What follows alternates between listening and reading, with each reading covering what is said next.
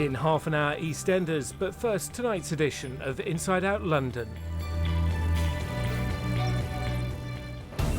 Hello there, I'm Matthew Wright. You're watching Inside Out London. Here's what's coming up on tonight's show. It takes 5 minutes to download a movie in this street and 15 hours in this one. We reveal why turning London into an internet superhighway is an uphill battle. High-speed internet to us is like electricity. Without it, we just can't function. 4 years on from the London Olympics, how one security firm is still refusing to pay its workers. The amount of money I was looking to get was about £1,500 for the work that we did, because we were doing 12 hours, 13 hours. And how tons of old tablecloths destined for landfill are now helping to save the planet. We take their textile waste when the tablecloths are at the end of their life. We pick out the panels which we think are appropriate to create this fabulous bag for our customers. And it just takes too long. This is the throbbing gizmo behind the whole thing. Openreach and the Mayor's office say they're working on ways of speeding access with landlords. I think I'm a cat. Around the world, the Mayor's talked up London's talent for tech. Oh no, I'm a dog. But his possible replacements worry about poor connection. Being able to connect digitally is as important for businesses today as being able to get from A to B physically. When it comes to planning permission for new developments, residential and commercial, it should be part and parcel of the new development that there's broadband, ultra-fast broadband.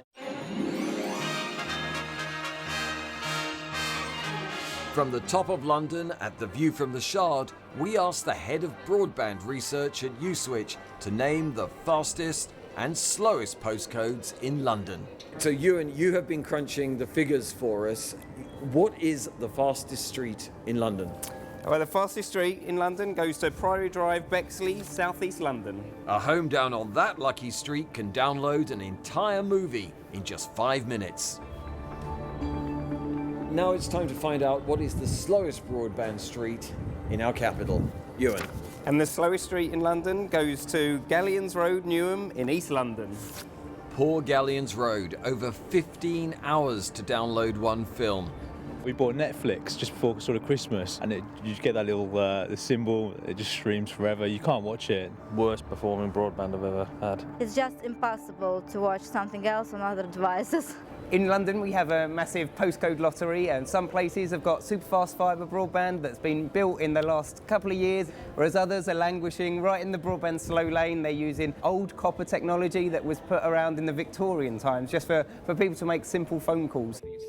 Over in Farringdon at the offices of Acumen, just a few months ago at Inside Out, I reported on their global lead in aircraft design. For the designers back in London, the brief was simple: dare to dream. But back on the ground, their broadband is a nightmare. We've recently designed all of Etihad's new A380 interiors. So that's both decks from nose to tail and a VIP enclosure at the front. All of that needs to be communicated to specialists and engineers around the world. So at some point, I've had to sit there and watch each of those files uploaded. Hours and hours. It just seems crazy to me how we're designing the world's most advanced aircraft interiors. We're in the central creative hub of London. When it comes to getting these designs out of the door, we're at the mercy of a dodgy internet connection. Stories like this aren't helping London's reputation. Ofcom are now investigating whether BT's Openreach should remain so dominant. London as a whole, over 95% have got super fast. So that's really, really great speed and great coverage. And, you know, we're not a Singapore. All in all, we're doing pretty well. But if you're part of that 5%, you're going to want us to go further and faster. But it's more than the disconnected 5%. The problem for high-tech companies is that BT's so-called superfast is no longer fast enough. So companies like Acumen have now had to buy direct fibre links. BT say any business can do this. It's business connectivity. So what does it cost a month? So it could be anywhere around about probably £400 a month, 5 large lattes a day. And finally, many, many lattes on, someone's been connected. It's been 8 long months of pain, but finally we are a part of the network and we're now back in the 21st century.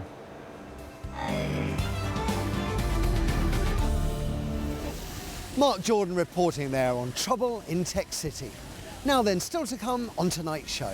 As I walk the streets of London from now on, I won't be able to stop myself from looking back as I pass some of my favourite restaurants and wonder, did I ever sit in there and use my bag as a tablecloth? Nearly 4 years have now passed since the London Olympics and Paralympics. The Games showcased our capital at its best, and that was thanks in part to the security guards and stewards who ensured things ran smoothly. And yet, amazingly, some of those workers are still waiting to be paid. For the past 6 months, we've been investigating a firm involved with London 2012 that's left many workers out of pocket. Amelia Papadopoulos has the story. I should warn you, her report contains some flash photography. London 2012 was hailed as the greatest Olympic and Paralympic tournaments ever staged. Winning an unexpected haul of medals, Team GB did us proud. There was also another team doing their best for Queen and country, an army of unsung heroes, without whom the Games would not have been possible. Nicknamed the Games Makers, close to 100,000 ordinary men and women took part in the 2012 Sports Fest as security guards and stewards. They were the human face of the Games, the meeters and greeters, and it was their job to ensure the comfort and safety of the athletes and the million-plus visitors here to the Olympic sites. Come on, everybody, and wear a happy face. Many of them were volunteers, happy to just be here. Others were offered paid roles as part of a government initiative to provide jobs for unemployed locals in the vicinity of the Games. EastEnder Mohammed is a trained security guard and was one of the first to officially sign up for London 2012. I got the job over the phone through email. I sent her a couple of details, what she was wanting me to send her, and then she just told me to go down to the Olympics. My job was to protect the horses and the athletes. Mohammed was stationed at Greenwich Park. These photos and this footage shows him at an opening ceremony and during a work briefing. Hours of work was 12-hour shifts, and she was paying between £7 and £8 an hour. Lift your medals up for me. Mohammed did a great job, and Olympic officials noticed. Like the athletes, he was given an award. Yet when the Games ended and it was time for him to get paid, his employer vanished. The amount of money she owed me total was £1,800, which she did not pay. Working during the Olympics was a really good experience. It was probably one of the best things I could probably ever do. 30-year-old Jatinder from Ilford worked at the Paralympics, overseeing crowd control. Like Mohammed, he claims he still owed his wages, despite working for 14 consecutive days. The amount of money I was looking to get was about £1,500 for the work that we did, because we were doing 12 hours, 13 hours for them. And we were told that if we do 5 days in a trot without breaking it, we would actually get a £250 bonus as well. We didn't even get that either. Jatinder worked as part of a large team during the 2012 Games, many recruited by a company called Britannia Security Service Limited. We've spoken to 11 of them. Each is owed a minimum of £1,000, but the total amount of unpaid wages is well over £16,000, and Jatinder believes many others are still waiting for their money. There was so many people around us that were subcontracted by her by word of mouth. As far as I know, no one's got paid. I remember when we first came here, it was very busy here. Today, Jatinder has brought some of his ex-colleagues back to Greenwich Park, one of the Paralympic sites. They're trying to work out a strategy to retrieve the money they're owed. The way forward now, I think, is if we all can try and group up together and try and expose this woman. We have to try and locate her. As low earners, these guys often struggle to make ends meet, and not being paid for their work at the Olympics has had a catastrophic effect on their lives. Amir has been left in desperate debt. I'm not a rich man. I'm just survive every day. So I borrow from some friend, borrow from my local bank. Amir claims that because he wasn't paid, he became overdrawn and took out a loan. It's a loan that to date has cost him over £3,000 and counting. Including interest, I'm still paying for the last 2-3 years more than £3,000. My family is very upset because no paid 4-week rent in my house, so no food, enough food for us. Over the last 3 years, Mohammed and Jatinder have tried everything they could to track down their former employer. Been trying to send her emails, texts, no reply. Obviously I was trying on the phones and no joy over there either. The woman they've been trying to find is called Rukhsana Kauser, but they have no leads, and because their work contracts were all arranged online and by text, they don't even know what she looks like. So we've decided to pick up the trail for them. Back during the Olympics in 2012, Rukhsana Kauser was the sole director of Britannia Security Service Limited. This is the company that failed to pay at least 11 people who worked at the Olympics, including Mohammed, Jatinder and Amir. Exactly 2 years after the Games, Britannia Security Service Limited was dissolved. However, we've discovered that Rukhsana's company was actually subcontracted to recruit and manage staff by another organisation called AP Security. AP Security is still trading, so can they explain what's happened to the missing wages? AP declined to be interviewed on camera, but in an emailed letter they told us they were aware of complaints from staff claiming they hadn't been paid. They are adamant, however, that they gave Miss Kauser's company all the funds needed to pay employees. They also say they'll continue to provide all reasonable assistance to support individuals in their ongoing dispute with Britannia Security Service Limited. In our quest to track down Rukhsana, we've had a breakthrough. Yet another unpaid games maker. Danish now lives in Pakistan and thinks he knows where to find her. I never met with her. She always used to speak over phone, and he said to me, Danish, don't worry, but you don't worry, you will be paid for the work you will do there. After the Olympics, she did not pick up a call. So you made attempts to contact her at various addresses in London? She gave me only one address. The address Danish has is in Ilford. It's the best lead we've had so far, so we head there. Hello, hi. Does Rukhsana live here? What? Rukhsana Kauser? Does she live here? No. Do you know when she moved out? You don't have an address for her, anything?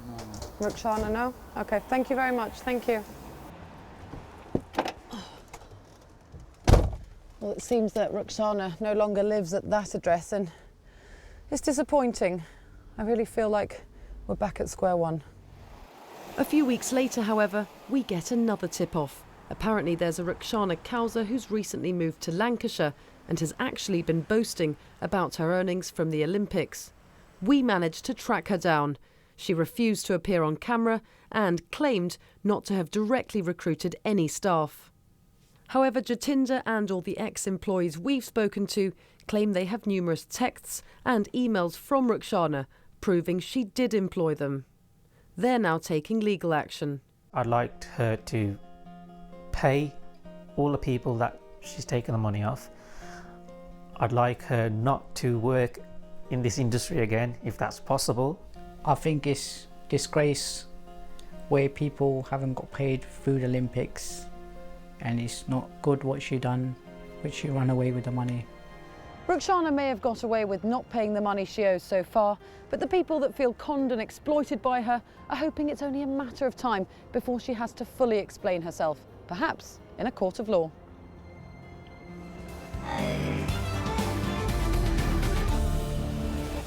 Since the introduction of the plastic bag tax last autumn, more and more of us have been investing in bags for life rather than endlessly forking out 5p at the till. And that's good for the environment, of course, and even more so if the bags happen to be made out of stuff that normally gets thrown away as waste. But who would have thought old tablecloths from some of London's top restaurants have a part to play? Joe Good has the story. Have you scanned your Sparks card? How many of us have got in a state at the checkouts? Oh, you didn't bring your own bag, madam. That'll be 5p for a plastic one. How Dare they? I'm not paying 5p to advertise their shops. But they tell us it's the law now, and they're only trying to save the planet. And with our sensible heads on, they might actually have a point. Only 5% of the world's plastic is recycled, and 5 trillion bits of plastic, some of it looking like this, ends up in our oceans. In some places, there's more plastic than there is marine life.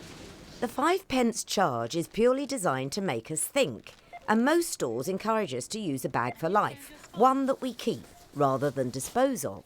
Here at Marks and Spencer's, this is the latest one. It costs £4 and is totally environmentally friendly. And it started out as dirty laundry.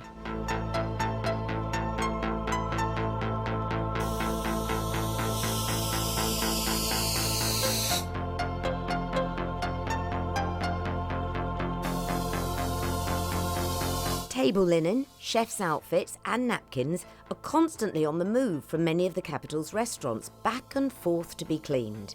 Many of them are supplied and washed by the London Linen Company, who have to do rigorous checks to make sure that they return to restaurants in pristine condition.